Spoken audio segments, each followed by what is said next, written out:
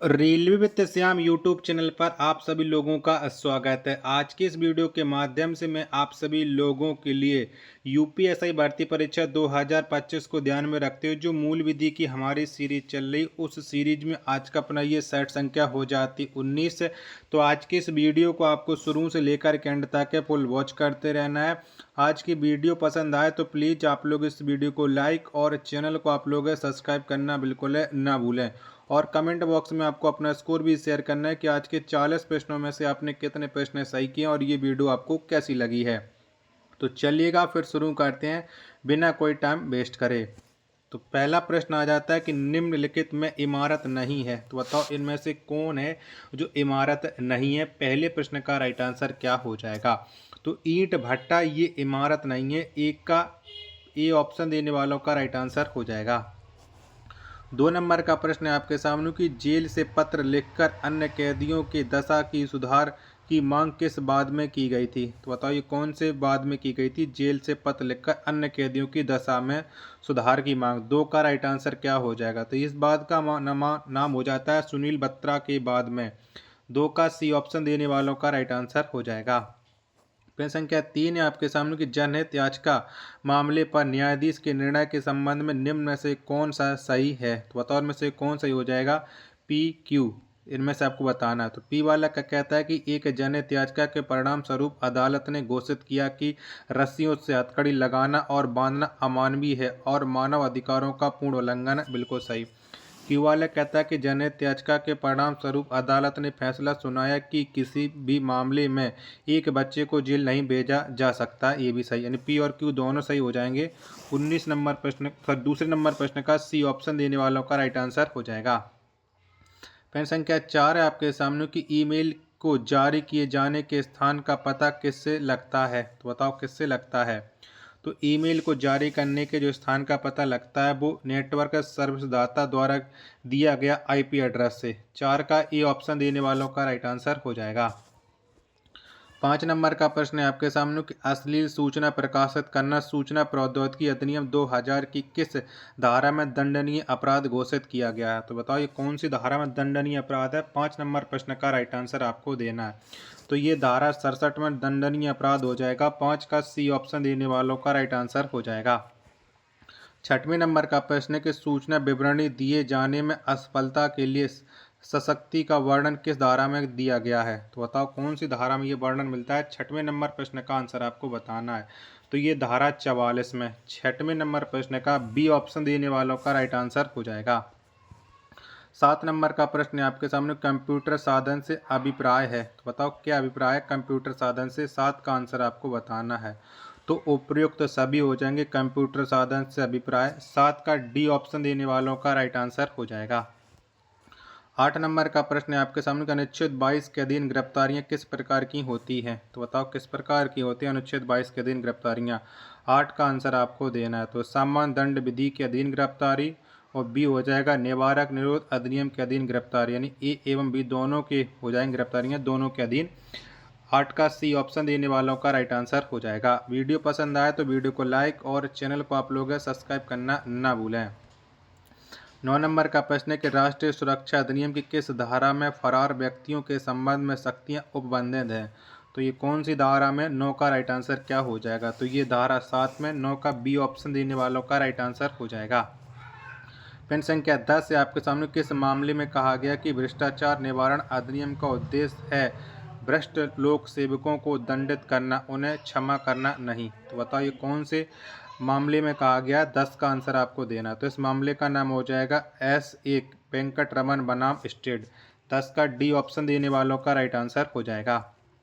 11 number का प्रश्न है कि विशेष न्यायाधीश का न्यायालय समझा जाएगा। तो बताओ कौन सा न्यायालय समझा जाएगा। विशेष न्यायाधीश का न्यायालय। 11 का राइट आंसर क्या हो जाएगा। तो ये सेशन न्यायालय समझा जाएगा। 11 का पहला ऑप्शन देने वालों का राइट आंसर हो जाएगा। 12 नंबर का प्रश्न है कर निर्धारण वर्ष से ठीक पूर्व 31 मार्च को समाप्त होने वाले वर्ष को कहते हैं। तो बताओ इसे क्या कहते हैं। 12 का आंसर आपको देना। तो इसे कहा जाता है गत वर्ष। 12 का सी ऑप्शन देने वालों का राइट आंसर हो जाएगा। 13 नंबर का प्रश्न है कि दिखावटी लेन देन तरीका है, तो बताओ कैसा है दिखावटी लेन देन तरीका। 13 का आंसर आपको देना। तो ये आयकर बचाने का दिखावटी लेन देन तरीका। 13 का ए ऑप्शन देने वालों का राइट आंसर हो जाएगा। 14 नंबर का प्रश्न है कि सूचना का अधिकार विधेयक निम्न में से किस राष्ट्रपति के शासनकाल में लागू हुआ। तो बताओ ये किसके समय लागू हुआ था सूचना का अधिकार। 14 का आंसर आपको देना है। तो ये अब्दुल कलाम के शासनकाल में लागू हुआ था। 14 का ए ऑप्शन देने वालों का राइट आंसर हो जाएगा। 15 नंबर का प्रश्न है आपके सामने, केंद्रीय मुख्य सूचना आयुक्त केंद्रीय सूचना आयुक्तों की नियुक्ति कौन करता है। तो बताओ किसके द्वारा ये नियुक्ति की जाती है। 15 नंबर प्रश्न का राइट आंसर क्या हो जाएगा। तो इसे करता एक समिति की सिफारिश पर राष्ट्रपति। 15 का सी ऑप्शन देने वालों का राइट आंसर हो जाएगा। प्रश्न संख्या 16 है आपके सामने कि निम्न में से कौन सा सूचना का अधिकार अधिनियम 2005 के तहत सूचना की परिभाषा के अंतर्गत नहीं आता है। तो बताओ कौन नहीं आता है। 16 नंबर प्रश्न का राइट आंसर क्या हो जाएगा। 16 के चारों ऑप्शन आपके स्क्रीन पर शो रहा है। तो ये फाइल टिप्पण नहीं आता है। 16 का ए ऑप्शन देने वालों का राइट आंसर हो जाएगा। 17 नंबर का प्रश्न है कि किस वर्ष संयुक्त राष्ट्र महासभा ने मानवाधिकार की सार्वभौम घोषणा की। तो बताओ ये कब की थी। 17 का आंसर आपको देना है। तो ये घोषणा की थी 1948 में। 17 का डी ऑप्शन देने वालों का राइट आंसर हो जाएगा। वीडियो पसंद आ रही होगी तो प्लीज़ वीडियो को लाइक और चैनल को आप लोग सब्सक्राइब करना बिल्कुल ना भूलें। 18वें नंबर का प्रश्न है कि राष्ट्रीय मानव अधिकार आयोग उन घटनाओं के संबंध में जो परिवाद करने के ... वर्ष से अधिक पूर्व की घटी हो परिवाद स्वीकार नहीं करेगा। तो बताओ 18 का राइट आंसर क्या हो जाए। कितने वर्ष की अवधि के पूर्व 18 का आंसर। तो ये हो जाएंगे 1 वर्ष। 18 का ई ऑप्शन देने वालों का राइट आंसर हो जाएगा। 19 नंबर का प्रश्न है आपके सामने कि राष्ट्रीय मानवाधिकार आयोग में कितने सदस्य होते हैं। तो बताओ कितने होते हैं। तो राष्ट्रीय मानवाधिकार आयोग में जो सदस्य होते हैं वो अध्यक्ष और 5 सदस्य होते हैं। 19 का सी ऑप्शन देने वालों का राइट आंसर हो जाएगा।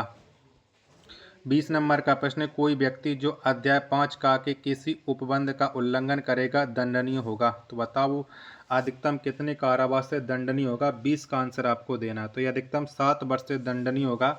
20 का सी ऑप्शन देने वालों का राइट आंसर हो जाएगा। 21 नंबर का प्रश्न है कि राष्ट्रीय बोर्ड की स्थायी समिति के सदस्य होते हैं। तो बताओ किससे अधिक नहीं होते हैं।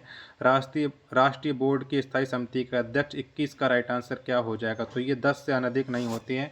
21 का ए ऑप्शन देने वालों का राइट आंसर हो जाएगा। 22 नंबर का प्रश्न है आपके सामने कि संयुक्त राष्ट्र पर्यावरण कार्यक्रम का मुख्यालय कहाँ है। तो बताओ कहाँ पर है। 22 का राइट आंसर क्या हो जाएगा। तो संयुक्त राष्ट्र पर्यावरण कार्यक्रम का जो मुख्यालय है वो मुख्यालय हो जाता है नैरोबी में। 22 का सी ऑप्शन देने वालों का राइट आंसर हो जाएगा। 23 नंबर का प्रश्न है कि पर्यावरण संरक्षण अधिनियम की किस धारा के अंतर्गत केंद्र सरकार को नमूना लेने की शक्ति प्राप्त है। तो बताओ ये कौन सी धारा के अंतर्गत है। 23 का राइट आंसर क्या हो जाएगा। तो ये धारा 11 के अंतर्गत है। 23 का बी ऑप्शन देने वालों का राइट आंसर हो जाएगा। 24 नंबर का प्रश्न है इस यातायात प्रतीक का क्या अर्थ है। तो बताओ इसका क्या अर्थ है। 24 का राइट आंसर आपको देना है। तो रुकिए। 24 का बी ऑप्शन देने वालों का राइट आंसर हो जाएगा।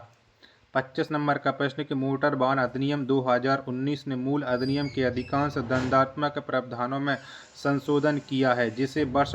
में अधिनियमित किया गया था। तो बताओ इसे कब अधिनियमित किया गया था। 25 का आंसर आपको देना। तो इसे 1989 में अधिनियमित किया गया था। 25 का बी ऑप्शन देने वालों का राइट आंसर हो जाएगा। 26 नंबर का प्रश्न है कि मोटर वाहन अधिनियम के अंतर्गत सामान्य रूप से वाहन चलाने के लिए शैक्षिक योग्यता निर्धारित की गई है। तो बताओ कितनी योग्यता निर्धारित है मोटर वाहन अधिनियम के अंतर्गत है। 26 का राइट आंसर क्या हो जाएगा। तो ये कक्षा 4 पास है। 26 का ए ऑप्शन देने वालों का राइट आंसर हो जाएगा। 27 नंबर का प्रश्न आ जाता है कि अनुसूचित जाति अपॉन जनजाति अधिनियम 1989 के अंतर्गत अनुसूचित जाति जनजाति क्षेत्र से अपराध की संभावना वाले व्यक्ति को हटाने का आदेश दिया जाता है। तो बताओ ये आदेश कौन देता है। 27 का आंसर आपको बताना है। तो इस आदेश को देता है विशेष न्यायालय। 27 का डी ऑप्शन देने वालों का राइट आंसर हो जाएगा। 28 नंबर का प्रश्न है आपके सामने किशोर न्याय अधिनियम 2015 की किस धारा में अभ्याकृत बालक परिभाषित है? तो बताओ इस कौन सी धारा में इस बालक को परिभाषित किया गया है? 28 का आंसर आपको देना है। तो ये धारा 2 के 60 में 28 का डी ऑप्शन देने वालों का राइट आंसर हो जाएगा। वीडियो पसंद आ रही होगी तो प्लीज़ वीडियो को लाइक और चैनल को आप लोग सब्सक्राइब करना बिल्कुल ना भूलें। नेक्स्ट प्रश्न है प्रश्न संख्या 29 आ जाता है, घरेलू हिंसा से संबंधित केंद्र व राज्य सरकार के कर्तव्य निर्धारित हैं। तो ये कौन सी धारा में निर्धारित है? 29 का आंसर आपको देना है। तो ये धारा 11 में निर्धारित है। 29 का ए ऑप्शन देने वालों का राइट आंसर हो जाएगा। प्रश्न संख्या 30 है आपके सामने कि दंड प्रक्रिया संहिता की धारा 156(3) के तहत प्रत्यक्ष जांच की शक्ति का उपयोग ... द्वारा किया जाता है। तो बताओ किसके द्वारा किया जाता है? 30 का राइट आंसर क्या हो जाएगा? तो इस शक्ति का उपयोग एक मजिस्ट्रेट द्वारा किया जाता है। 30 का ए ऑप्शन देने वालों का राइट आंसर हो जाएगा। 31 नंबर का प्रश्न है आपके सामने कि पुलिस अधिकारी द्वारा रिपोर्ट भेजी जाती है। तो बताओ किसे भेजी जाती है पुलिस अधिकारी के द्वारा रिपोर्ट? 31 का आंसर क्या हो जाएगा? तो एक मजिस्ट्रेट को भेजी जाती है। 31 का ए ऑप्शन देने वालों का राइट आंसर हो जाएगा। 32 नंबर का प्रश्न है आपके सामने, एस वरदराजन बनाम स्टेट ऑफ मद्रास का संबंध निम्न में से किससे है? तो बताओ इस किससे संबंध रखता है ये मामला? 32 का आंसर आपको देना है। तो ये हो जाएगा धारा 363 IPC। 32 का सी ऑप्शन देने वालों का राइट आंसर हो जाएगा। 33 नंबर का प्रश्न है कि निम्नलिखित में से कौन दुष्प्रेरण का प्रकार नहीं है? तो बताओ कौन नहीं है दुष्प्रेरण का प्रकार? 33 का राइट आंसर क्या हो जाएगा? तो अवैध लोभ नहीं है। 33 का ए ऑप्शन देने वालों का राइट आंसर हो जाएगा। 34 नंबर का प्रश्न है कि राम ने एक अपराध किया जिसके लिए सजा सिर्फ ₹40 जुर्माना था, लेकिन वह इस राशि का भुगतान नहीं कर सका। फिर IPC की धारा 67 के अनुसार उसे भुगतान न करने के लिए अधिकतम ... महीने के लिए कैद किया जा सकता है। तो बताओ उसे कितने महीने के लिए कैद किया जा सकता है? 34 का राइट आंसर क्या हो जाएगा? तो उसे 67 के अनुसार 2 महीने के लिए कैद किया जा सकता है। 34 का सी ऑप्शन देने वालों का राइट आंसर हो जाएगा। 35 नंबर का प्रश्न है कि निम्न पर विचार कीजिए। तो बताओ इन पर विचार करना है और 35 का आंसर आपको बताना है। 35 के चारों ऑप्शन आपकी स्क्रीन पर शो रहे हैं। तो उपरोक्त में दंड के सिद्धांत कौन कौन से? 35 का आंसर बताइएगा। तो उपरोक्त सभी हो जाएंगे दंड के सिद्धांत। 35 का डी ऑप्शन देने वालों का राइट आंसर हो जाएगा। 36 नंबर का प्रश्न है आपके सामने कि भारतीय साक्ष्य अधिनियम 2023 की धारा 138 संबंधित है। तो बताओ ये धारा किससे संबंधित है? 36 का राइट आंसर क्या हो जाएगा? तो ये सह अपराधी से संबंधित है। भारतीय साक्ष्य अधिनियम 2023 की धारा 138 है। 36 का ए ऑप्शन देने वालों का राइट आंसर हो जाएगा। 37 नंबर का प्रश्न है कि भारतीय न्याय संहिता 2023 की धारा 189 में परिभाषित विधि विरुद्ध जमाव के लिए व्यक्तियों की न्यूनतम संख्या अपेक्षित है। तो बताओ कितनी न्यूनतम संख्या है? 37 का राइट आंसर क्या हो जाएगा? तो ये है 5। 37 का बी ऑप्शन देने वालों का राइट आंसर हो जाएगा। 38 नंबर का प्रश्न है आपके सामने कि भारतीय न्याय संहिता 2023 को बलवा का अपराध परिभाषित है। तो बताओ कौन सी धारा में बलवा बताया गया भारतीय न्याय संहिता 2023 की? 38 का राइट आंसर क्या हो जाएगा? तो ये धारा 191 में। 38 का बी ऑप्शन देने वालों का राइट आंसर हो जाएगा। वीडियो पसंद आ रही होगी तो प्लीज़ वीडियो को लाइक और चैनल को आप लोग सब्सक्राइब करना बिल्कुल ना भूलें। 39 नंबर का प्रश्न है कि भारतीय नागरिक सुरक्षा संहिता 2023 में दंड न्यायालयों के वर्ग का उल्लेख किया गया है। तो ये कौन सी धारा में दंड न्यायालय का वर्ग के उल्लेख है? 39 का राइट आंसर क्या हो जाएगा? तो ये धारा 6। 39 का सी ऑप्शन देने वालों का राइट आंसर हो जाएगा। प्रश्न संख्या 40 है आपके सामने कि भारतीय नागरिक सुरक्षा संहिता 2023 की धारा 14 के तहत कार्यपालक मजिस्ट्रेट की नियुक्ति की जाती है। तो बताओ किसके द्वारा होती है कार्यपालक मजिस्ट्रेट की नियुक्ति? 40 का राइट आंसर क्या हो जाएगा? तो राज्य सरकार के द्वारा होती है। 40 का बी ऑप्शन देने वालों का राइट आंसर हो जाएगा। वीडियो पसंद आई हो तो प्लीज़ वीडियो को लाइक करें। चैनल को सब्सक्राइब नहीं कर रखा होगा तो चैनल को आप लोग जरूर सब्सक्राइब कर लेना। मिलते हैं और नेक्स्ट वीडियो के साथ, तब तक के लिए धन्यवाद। जय हिंद।